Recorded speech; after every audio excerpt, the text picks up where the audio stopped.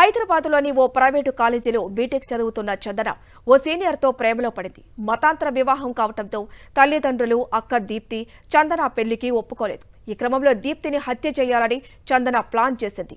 తల్లిదండ్రులు లేని సమయంలో దీప్తితో 4 రోజుల క్రితం గొడవ పడింది.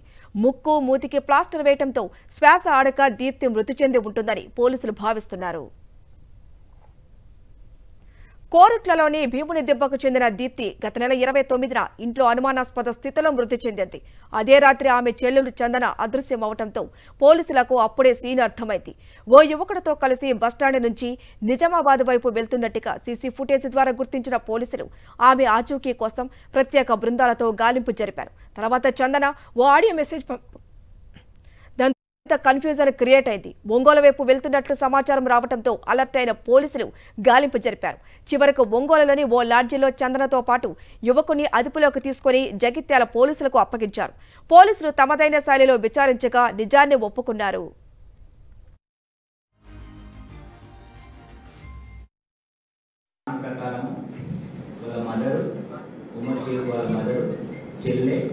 వాళ్ళ బంధువు కూడా అదే ఇంట్లో ఉంటారు. అక్కడ ఈ మనీ అండ్ గోల్డ్ తీసుకొని కంటిన్యూషన్గా సేఫ్ జోన్కి వెళ్ళిపోవడానికి బాంబే కానీ నాగ్పూర్ కానీ వెళ్ళి అక్కడ ఉండడం కోసం, అక్కడ మ్యారేజ్ చేసుకొని అక్కడనే ఉండడం కోసం బయలుదేరినారు. మనకు ఈ సమాచారం టెక్నికల్ ఇన్పుట్ ద్వారా సమాచారంతో ఈరోజు ఈ 5 వ్యక్తులని అరెస్ట్ చేసి కోర్టుకు ప్రొడ్యూస్ చేస్తున్నాము. దీంట్లో A1 నిందితురాలు బంక చందన, మృతురాలి యొక్క సొంత చెల్లె. A2 ఉమర్ షేక్ సుల్తాన్, ఇతను హైదరాబాద్ నేటివ్, అడ్డగుట్ట ప్రగతి నగర్. యాక్చువల్గా వీళ్ళు సొంతంది నెల్లూరు.